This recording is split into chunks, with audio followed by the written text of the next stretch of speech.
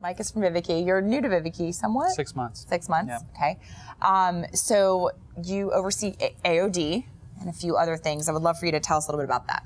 Yeah, so oversee AOD, the platform, so related technologies like DSPs, the media footprint, and third-party data relationships, primarily targeting, although increasingly effectiveness and other types of measurement. Okay, so if we could dovetail off the last conversation, because I think this is really interesting. So Carrie brought up the point, which I was thinking, Carrie used a point of view, and I was thinking sort of tune in, right, versus consumption, just those as separate. And then your platform is called Audience on Demand, right? Yeah. So the whole prevalence of on demand, meaning an advertiser being able to acquire an audience or a consumer being able to get content in, Real time. and feed their insatiable appetite. How does that affect value? Because TV is all about tune in at a point in time that is scheduled, right? How do you reconcile all that? So I think it's interesting that, through the course of the morning, you've heard a lot of people, I guess, infer that inventory in the addressable space is of lower quality, right, or potentially lower CPM. So there are sales channel conflict concerns among the publishing community. What I would say is, there's definitely a reason we're not called crappy inventory on demand. That probably wouldn't go over so well. And CIID. Yeah, exactly. And so the game is definitely not about finding the lower cost impressions out there in the ecosystem and then bringing those back to our advertisers and trying to win the last view cookie-based attribution game. It really is about finding the audiences that people care about and removing waste from the ecosystem. So to your point, just like people try and find content on demand that they care about, we're trying to create that same type of relevance on the advertising side of the equation. So can we talk about something, and I'm just giving this a label, so please do. Throw it out, but I go back to the conversation with Kurt, like a data profile, right? Mm-hmm. And to me, a data profile would be for a specific advertiser, a specific product, a specific campaign, the aggregation of third-party and first-party data sets they need to deliver media. Absolutely. Yeah, that so seems we're like doing a hell of a problem. Yeah, it's actually, so we're partnering to attack that problem. So we launched something with BlueKai called Audience Insights, and basically what it does, it takes all of your direct serve inventory as well as all your addressable inventory and creates kind of a DNA profile of which audience segments you index highly against and which you index not so highly against. So imagine looking at your exposure, who am I reaching across these different channels, who's then clicking or interacting, and then who's actually converting. And sometimes you'll see different segments kind of surface, both first and third party within that funnel. So that is a data profile. So and the variable of what the desired outcome of the campaign is as a business metric comes into that, I'm assuming, as well. Absolutely. So the analogy that I made, I didn't articulate very well earlier about comparing the RIAA in '99 to right now. My point in that was that when you embrace technology, i.e. Apple, right? If you embrace technology and you get ahead of the curve, there is an opportunity for premiums there and to actually, right? There's no question So about I think to your point about the inferences, if you actually take an audience and you dissect it and you hone in on those that are more valuable, you garner premiums. Absolutely. Can you talk to the percentage of premiums that you're seeing now and the value of inventory? It's a good question, and by the way, I think it's one that translates across both my world and Tracy's world. So if you ask Tracy, how does addressable affect CPMs for that spot inventory? It's not lower, right? People are willing to pay a premium for that same inventory. So that's one thing I would call out.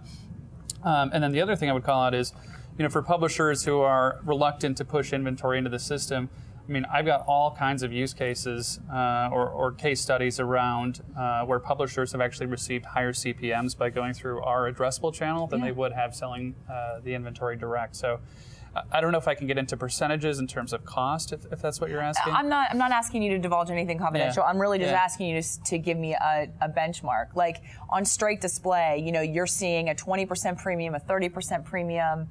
How much more valuable is it to an advertiser? Because we have publishers in the room as well as advertisers. How much more valuable is it to eliminate waste? Well, I mean, if you look at, so I guess you can look at it a few different ways. You can look at it CPM or look at TRPs, which I can touch upon our philosophy in a sec. You can look at cost per point, which gives you something completely different, and then you can look at cost per impact, which is something entirely different altogether. And most of the entrants or early entrants into the addressable space were of the direct response variety, right? So at the end of the day, they're looking for a cost per acquisition, a cost per lead, a cost per fan if you're talking about social. And so I think that they see the economics really paying off in terms of the value they're getting. So forgive me, because maybe the distinction is most of what AOD is delivering and executing now as far as campaigns go, it's performance based?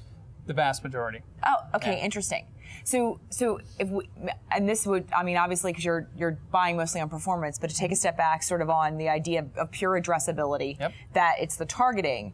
What's interesting in TV, there's a really great study by, there's a study that's been going on, Beyond the 30 Seconds it's called, and it's been Kraft, Disney, they just presented at the TV of Tomorrow conference. And the point that the PhD leading it made was that addressable television is not valuable because you're targeting. It's more valuable because you're eliminating waste, right? Which can sound like splitting hairs. Yeah. Tell me about your thoughts on digital and how that would prevail.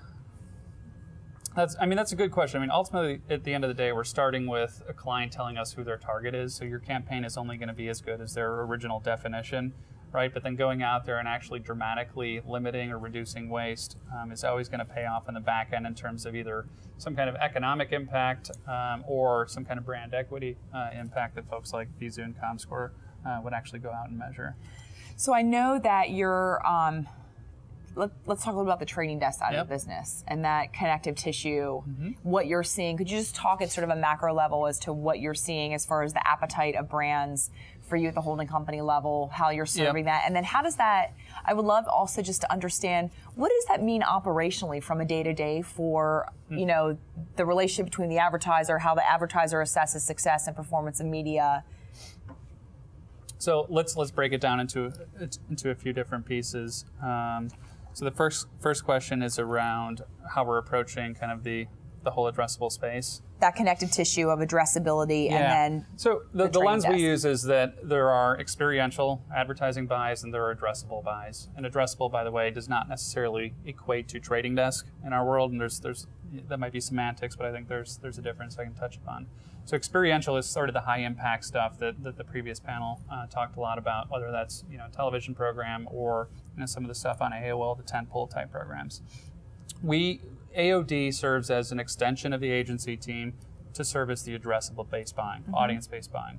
It's not a trading desk in the sense that we don't actually take ownership of inventory like some of the other folks, package it up, and then kind of resell it or bundle it into our advertisers. So it's 100% about here's my money, I want to buy this particular audience.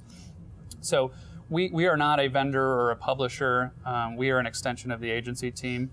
And in that regard, we're not necessarily client-facing, so we directly support the Starcoms and Digitas's and Razorfishes. But Publicis has an in-house trading desk, right? Audience on Demand is the programmable audience buying practice. So you guys are so you're not. So forgive me because I sort of took that you were actually executing the transactions themselves.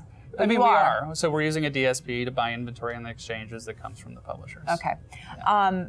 And what do you see from a macro level? Like, where do you, in the next 24 months, how are you going to have to expand, grow? What does your offering look like to serve clients? So a couple things. So display is actually fairly mature. It's a very significant, high volume business for VivaKi. Video is definitely number two and has ramped dramatically year over year. So 6-7x growth year over year. Mobile is something that we're currently building out. And then social is also kind of reaching quasi-maturity, I would say.